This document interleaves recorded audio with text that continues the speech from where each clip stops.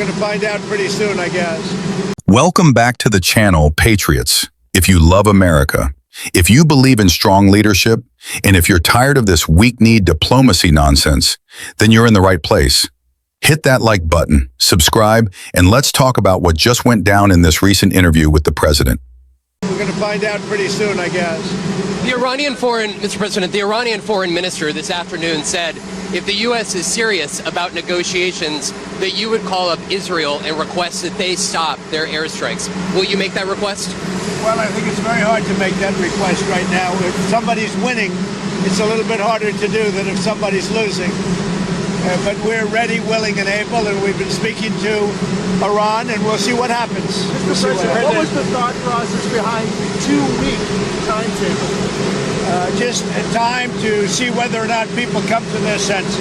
Mr. President, did the European... So let me break this down.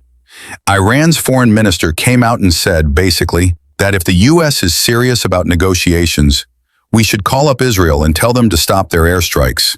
Think about that for a second. Iran, the world's leading state sponsor of terrorism, the same regime chanting death to America and death to Israel in their parliament, now wants us to pressure Israel to stop defending itself. Unbelievable. Asterisks. Now here's where things get interesting. The president responds by saying, and I quote, "It's very hard to make that request right now.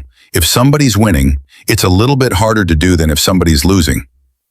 Now look, I'll give him this much. At least he didn't immediately throw Israel under the bus. That's a low bar, but in today's political climate, I'll take it.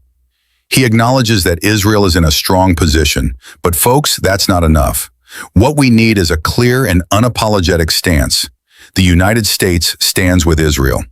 Period. Not, we'll see what happens. Not, well, it depends if they're winning. No, we don't negotiate our values, and we don't take orders from Iran.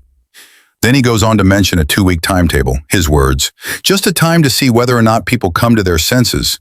Folks, this is what drives me crazy about this administration and others like it. Foreign policy is not a waiting game. We don't sit around hoping the world's most dangerous regimes come to their senses. That's not strategy, that's wishful thinking, and it's dangerous.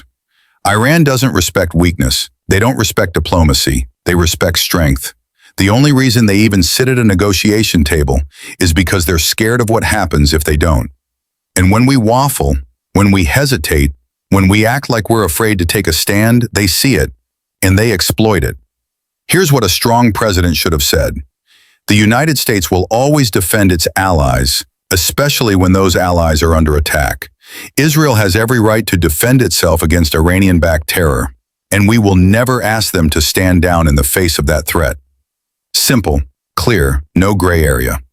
Because in a war between a democratic nation defending its people and a radical regime funding terrorism, there are no both sides. This whole interaction shows you the difference between an America First worldview and the globalist, appeasement-driven mentality we see in Washington too often. We've been down this road before. We tried bending the knee to Iran under Obama. Remember those pallets of cash flown in the dead of night? What did that buy us? More terror, more chaos, more threats against Americans, our troops, and our allies. Now they want to run the same playbook again, hoping this time it'll be different. Let me tell you, it won't. The only thing that keeps our enemies in check is a firm hand and an unshakable message. If you mess with the United States or our allies, you will regret it. Patriots, we cannot sit on the sidelines anymore. This is about more than politics. This is about national security, about standing up for freedom, and about making sure our kids grow up in a world where America still leads.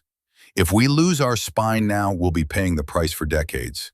So if you agree that we need to stop bowing to Iran, if you think we need to support our allies without apology, and if you're ready to see America lead with strength again, then share this video, subscribe, and sound off in the comments. I want to hear from real Americans who still believe in peace through strength. Stay loud, stay proud, and as always, God bless America.